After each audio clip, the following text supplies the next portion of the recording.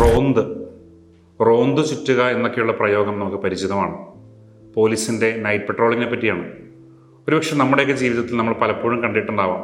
ഒരു second show കഴിഞ്ഞ് വരുമ്പോഴോ രാത്രിയിൽ റോഡരികിൽ ഒറ്റയ്ക്ക് നിൽക്കുമ്പോഴോ എന്താടാ ഇവിടെ, വേഗം വിട്ടോ എന്നൊക്കെ പറയുന്ന ചില പരുക്കൻ പോലീസുകാരെ.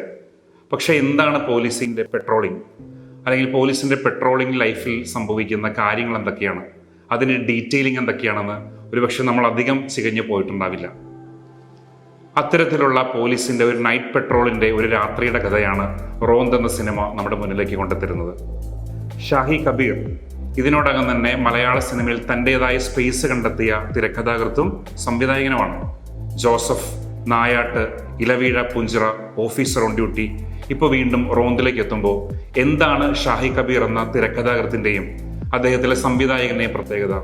ഒരുപക്ഷെ മലയാള സിനിമയിൽ അതുവരെ ഉണ്ടായിരുന്ന പോലീസ് ടെംപ്ലേറ്റുകളെ, അല്ലെങ്കിൽ പോലീസ് ക്ലീഷേ കഥാപാത്രങ്ങളെയും കഥാപരിസരങ്ങളെയും ഒക്കെ തികച്ചും മാറ്റിയെടുത്ത് കുറെ കൂടി റിയലിസ്റ്റിക്കായ പോലീസുകാരൻ്റെ പേഴ്സണൽ പ്രൊഫഷണൽ ലൈഫുകളുടെ ഇൻറ്റൻസിറ്റിയും അതിൻ്റെ ആഴങ്ങളും എന്താണെന്ന് ഒരു റിയലിസ്റ്റിക് അപ്രോച്ചോടുകൂടി കാണിച്ചു തന്ന ഒരു തിരക്കഥാകൃത്ത് കൂടിയാണ് ഷാഹി കബീർ. അതുകൊണ്ട് അദ്ദേഹം ചെയ്ത സ്റ്റോറികളെല്ലാം പോലീസ് സ്റ്റോറിയാണ്. താൻ ഒരു പോലീസുകാരനും കൂടി ആയിരുന്നു എന്നുള്ളത് ഇത്തരം സ്റ്റോറികൾ വളരെ റിയലിസ്റ്റിക് ആയിട്ടും കൺവിൻസിംഗ് ആയിട്ടും അവതരിപ്പിക്കാൻ അദ്ദേഹത്തിൻ്റെ ജീവിത അനുഭവങ്ങൾ കൂടി അദ്ദേഹത്തിനെ സഹായിച്ചിട്ടുണ്ട്.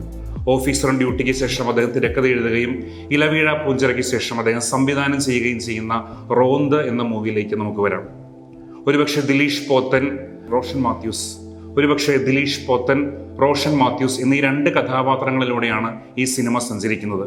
ഒരു SHO ആയ യോഹന്നാൻ, തൻ്റെ ജീവിതത്തിൽ നല്ലൊരു ശതമാനം പോലീസ് എക്സ്പീരിയൻസ് ഉള്ള ആ കഥാപാത്രം, അതോടൊപ്പം തന്നെ ഈ പോലീസ് സിസ്റ്റത്തിൽ ഒരു നവജാത ശിശുവായ റോഷൻ മാത്യു അവതരിപ്പിക്കുന്ന ദിങ്നാഥ്, ഈ രണ്ട് കഥാപാത്രങ്ങളും ഒരു ബൊലേറോ പോലീസ് ജീപ്പിലേക്ക് കയറുന്നതോടുകൂടി കഥ ആരംഭിക്കുകയാണ്.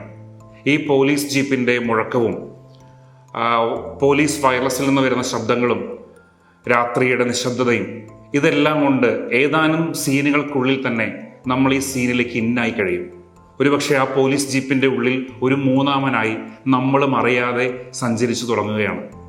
ഇത്രയും റിയലിസ്റ്റിക്കായ രാത്രി രംഗങ്ങളെ എത്ര കൈയടക്കത്തോടെയാണ് ഷാഹി കബീർ എന്ന സംവിധായകൻ ചെയ്തിരിക്കുന്നത്. ഒരുപക്ഷെ ദിലീഷ് പോത്തൻ്റെ സിനിമോഗ്രഫിയിലെ ഏറ്റവും മികച്ച കഥാപാത്രം എന്ന് വേണമെങ്കിൽ SH യോഹന്നാനെ പറയാം. കാരണം ആ കഥാപാത്രത്തിൻ്റെ ആത്മസംഘർഷങ്ങളും അദ്ദേഹത്തിൻ്റെ വൈകാരിക വിശുദ്ധതകളും അദ്ദേഹത്തിൻ്റെ അനുഭവങ്ങളും അദ്ദേഹത്തിന് കിട്ടിയ പോലീസിൻ്റെ പ്രൊഫഷണൽ പരിചയവുമെല്ലാം ഈ സിനിമയിൽ എത്ര തന്മയത്വത്തോടെയാണ്, അദ്ദേഹത്തിൻ്റെ ബോഡി ലാംഗ്വേജ് മുതൽ എത്ര സർഗാത്മകമായി നാച്ചുറലായിട്ടുമാണ് ആ കഥാപാത്രം പെർഫോം ചെയ്യുന്നത്. തീർച്ചയായിട്ടും അടയാളപ്പെടുത്തപ്പെടേണ്ട ഒരു കഥാപാത്രം തന്നെയാണ് SH യോഹന്നാൻ. അയാൾക്ക് ആദ്യം നമുക്ക് അയാളോട് ഒരു പക്ഷേ എതിർപ്പ് തോന്നാം. ദിങ്നാഥിന് തോന്നുന്നത് പോലെ തന്നെ അയാൾ എന്തൊരു മൊരടനാണ്, അയാൾ എന്തൊരു മോശടനാണ്, എന്തൊരു മനുഷ്യനാണ് എന്നൊക്കെ നമുക്ക് തോന്നും. പക്ഷേ ഈ കഥ മുന്നോട്ട് പോകും തോറും അയാളുടെ ജീവിതത്തിൻ്റെ ആഴം, അയാളെന്ന ഹ്യൂമൻ ബീയിങ്ങിൻ്റെ വലിപ്പം, അയാളുടെ ജീവിതത്തിൻ്റെ സത്യസന്ധതയൊക്കെ പതുക്കെ പതുക്കെ ഓരോ അടരുകളായിട്ട് നമ്മളിലേക്ക് വന്നു തുടങ്ങും. പതുക്കെ എവിടെയൊക്കെയോ നമ്മൾ അയാളിലെ പോലീസുകാരനെയും അയാളെന്ന മനുഷ്യനെയും സ്നേഹിച്ചു തുടങ്ങും. അദ്ദേഹത്തിൻ്റെ ജീവിതത്തിൻ്റെ പാസ്റ്റിലേക്കൊക്കെ നമ്മൾ പോകുമ്പോൾ അദ്ദേഹം എത്ര മനോഹരമായിട്ടാണ് തൻ്റെ ഭാര്യയെ സ്നേഹിക്കുന്നത്, തൻ്റെ കുടുംബത്തെ നോക്കുന്നത്, ആളുകളെ മനസ്സിലാക്കുന്നത്, കുഞ്ഞുങ്ങളെ സ്നേഹിക്കുന്നത് എന്നൊക്കെ നമുക്ക് പതിയെ മനസ്സിലായി തുടങ്ങും. പതുക്കെ നമ്മളെയും യോഹന്നാൻ്റെ പക്ഷത്തേക്ക് വന്നു ചേരും. പക്ഷെ ഒരു നടുക്കത്തോടെയാണ് ഈ സിനിമയുടെ ക്ലൈമാക്സ് ഏതൊരു ഷാഹി കബീർ സിനിമയിലും പോലെ ചെന്ന് അവസാനിക്കുന്നത്. കാരണം പോലീസുകാരനാണെന്നിരിക്കലും അയാളും ഈ സിസ്റ്റത്തിൻ്റെ ഉള്ളിൽ നിസ്സഹായനാണ്. ചില സമയങ്ങളിൽ സിസ്റ്റത്താൽ വേട്ടയാടപ്പെടുന്നൊരു മനുഷ്യനും കൂടിയാണ്. ഒരുപക്ഷെ ഷാഹി കബീർ ഇതിക്ക് മുമ്പ് ചെയ്തിരുന്ന സിനിമകളുടെ, ഒരുപക്ഷെ നായാട്ടിൻ്റെ ഒക്കെ മറ്റൊരു സിനിമാറ്റിക് യൂണിവേഴ്സിലേക്ക് കൂടി ഈ കഥയും കഥാപാത്രങ്ങളും ചെന്ന് കയറുന്നുണ്ട്. എന്തൊക്കെയായാലും പോലീസുകാരനും ചില സമയത്ത് ഒരു സിസ്റ്റത്തിൻ്റെ പിടിയിൽ അകപ്പെടുന്ന മനുഷ്യൻ തന്നെയാണ്, നിസ്സഹായനാണ്. ഒരുപക്ഷെ നമുക്ക് പുറത്തു ചാടാനാവാത്ത വിധം ഈ സിസ്റ്റം അത്രമാത്രം ഏതൊരു സാധാരണക്കാരനെയും ഞെരുക്കുന്നത് പോലെ ഏതൊരു പോലീസുകാരനെയും ഞെരുക്കുന്നുണ്ട്. അതിനിടയിൽ ഞെരുങ്ങിപ്പോകുന്ന അയാളുടെ നിസ്സഹായാവസ്ഥയുണ്ട്, അയാളുടെ കുടുംബജീവിതമുണ്ട്, അയാളുടെ പേഴ്സണൽ ലൈഫുണ്ട്. ഇതൊക്കെ എത്ര മനോഹരമായിട്ടാണ് സിനിമ പറയുന്നത്. ഒരുപക്ഷെ ക്ലൈമാക്സ് ഒരു ഇടിച്ചുകുത്തിയ പോലെ പെട്ടെന്ന് ചെന്ന് അവസാനിക്കുമ്പോൾ നമുക്കൊരു നടുക്കമൊക്കെ തോന്നാം. എങ്കിൽ പോലും ആ ക്ലൈമാക്സ് നമുക്ക് അവശേഷിപ്പിക്കുന്ന ഒരു ചോദ്യമുണ്ട്. എന്തുകൊണ്ടാണ് ഇങ്ങനെ ചില മനുഷ്യരൊക്കെ എന്നും വിക്റ്റിമായിട്ട് മാറുന്നത് എന്നൊക്കെ ഈ സിനിമ നമ്മളോട് പറയാതെ പറയുന്നുണ്ട്. ഒരുപക്ഷെ ഈ സിനിമ നൽകുന്ന ഒരു ഇൻറ്റൻസിറ്റി ആയിരിക്കാം ഈ സിനിമയെ വ്യത്യസ്തമാക്കുന്നത്. പോലീസ് സ്റ്റോറികളിലൊക്കെ ഇത്രമാത്രം ബാക്ക്ഡ്രോപ്പുകളുണ്ട്, ഇങ്ങനെയും ചില പോലീസുകാരുണ്ട്, അവരുടെയും ജീവിത പരിസരങ്ങൾ ഇങ്ങനെയൊക്കെയാണെന്ന് ഈ സിനിമ കാണുമ്പോൾ അറിയാതെ നമ്മൾ അനുഭവിക്കുന്നുണ്ട്.